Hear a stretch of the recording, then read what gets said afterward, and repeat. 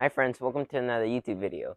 Today we're going to talk about the difference between a box turtle, which you guys have met before, and the difference between a tortoise. So some people tend to get them mixed up because they do kind of look the same, but in this video we're going to talk about the differences. So come follow me to the enclosures.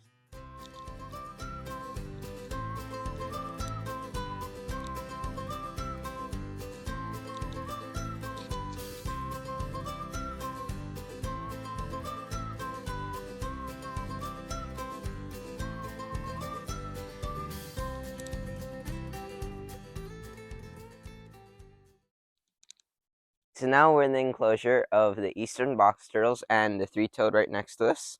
So here's Samson. He's taking a quick dip. They've been messing up their water bowl since it's been raining a whole lot. But this is your somewhat typical three-toed box turtle.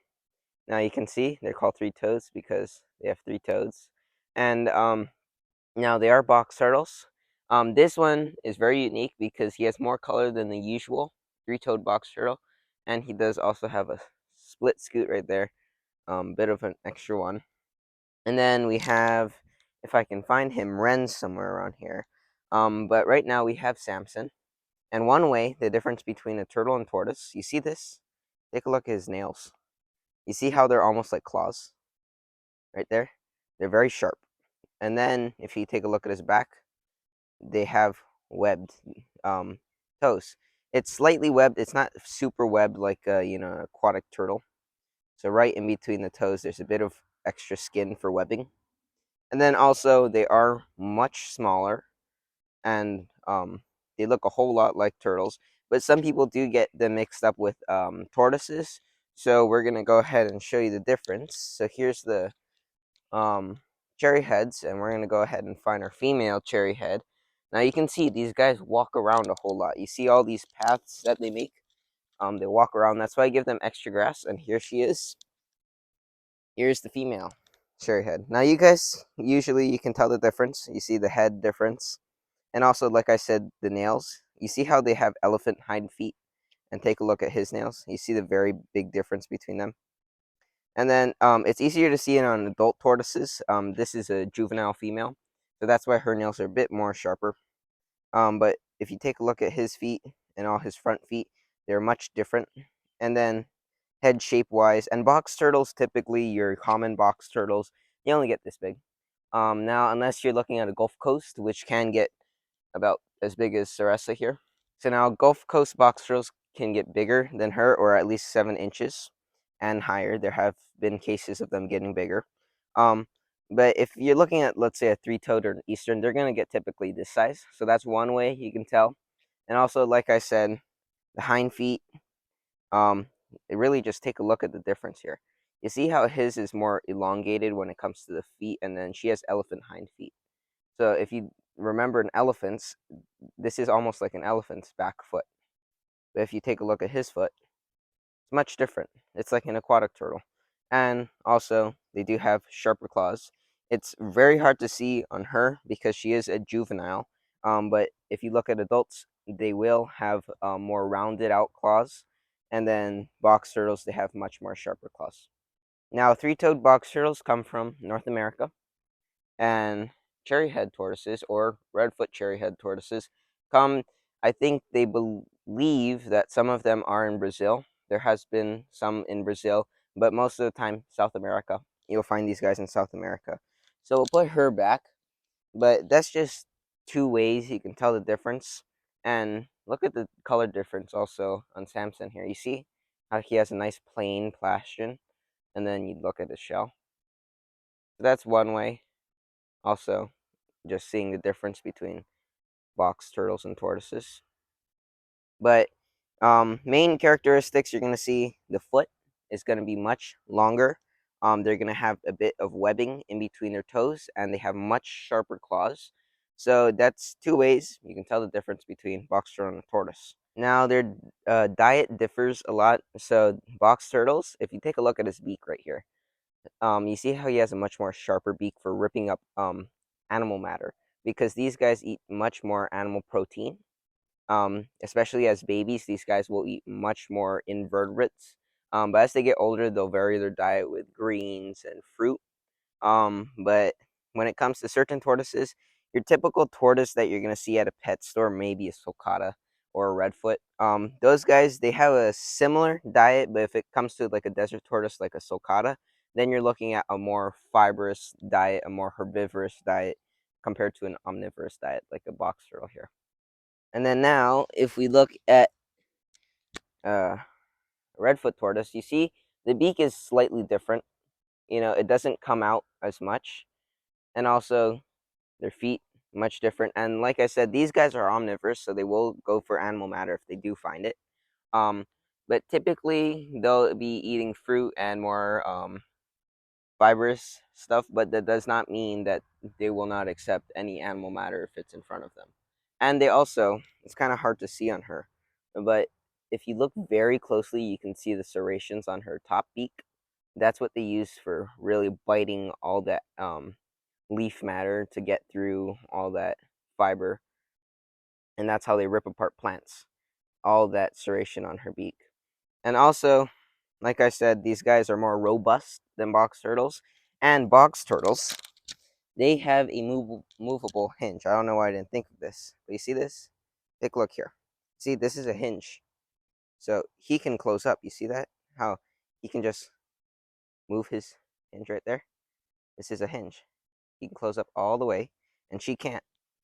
That's one difference. Your typical tortoises won't have a hinge here, but box turtles do. This has some tissue here that allows them to move this top part of their shell and also their back part of the shell if they really need to. So that's why if you look here, if I try to move her, you see, nothing moves.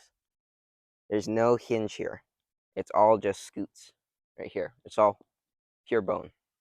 So that's another way you can tell the difference because typically you won't have hinged tortoises unless you're looking at like a hingeback tortoise where their hinge is on top of the carapace of the tortoise, which is the top shell. Now, if we take a look, what she will do, she's if she doesn't like what's happening, you see how she pulls her head in first, then she closes up with her robust legs. So the animals tend, you see that? Look, she's using her front legs as protection. She's using all these scales because it's really hard to get through them. You can't pull a tortoise's head out. I can't do that. But you don't want to do this all the time with your tortoise. This is just for educational purposes to show you the differences. So like I said, this is what they do if they feel like they're being attacked. Same thing with their feet. She can tuck them in just like that. And no animal's going to be able to grab her, especially her head. That's the most important part that she wants to protect. And her tail as well. She'll tuck in her tail. But when a box turtle, like I said, if he feels in danger, all he has to do is close up. So he doesn't have to worry about his limbs being hurt. He can just close all that up right in there.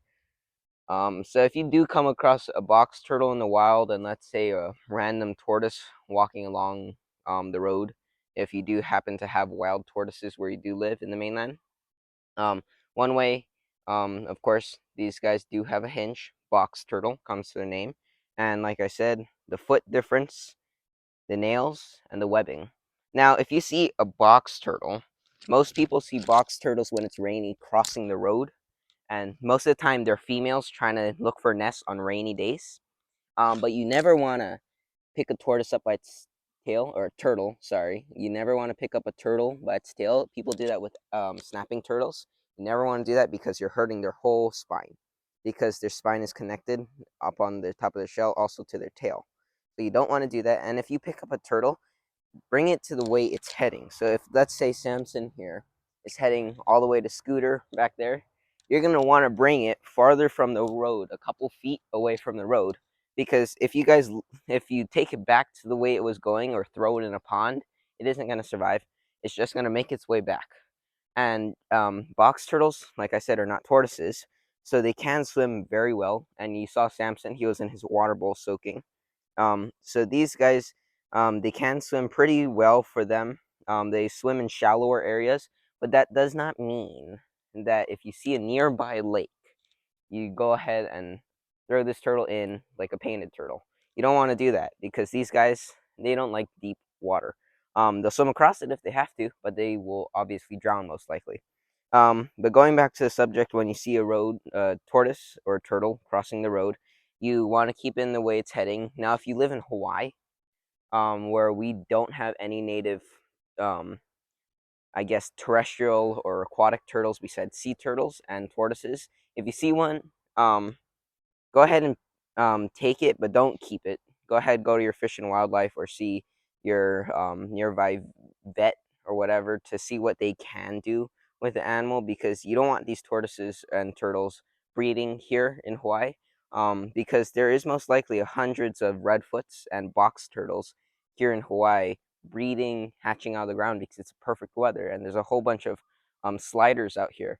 So now, if you live in their native habitat, then you can go ahead and release them. Now, if you're in the mainland, red ear sliders are the ones you're going to come across the most.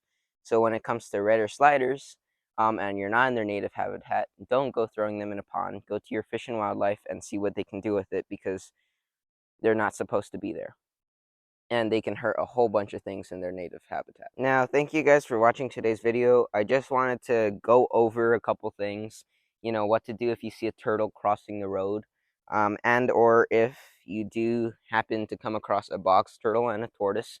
Three ways actually, you can tell the difference between a box turtle and a tortoise. And if it happens to be an aquatic turtle, we'll probably go over that in a future video on how to tell all three apart. But for now, I just wanted to show you what to do if you ever find a turtle crossing the road, and or if you happen to come across a tortoise and a box turtle, to tell the difference if you're ever confused. Just to review: sharp nails, webbing in between, more a beak meant for ripping up animal matter, and longer and elongated foot, and webbing in between the toes, and like I said, sharp tail and the hinge right here. So those are the things I wanted to go over for today, and hopefully see you guys in the next video.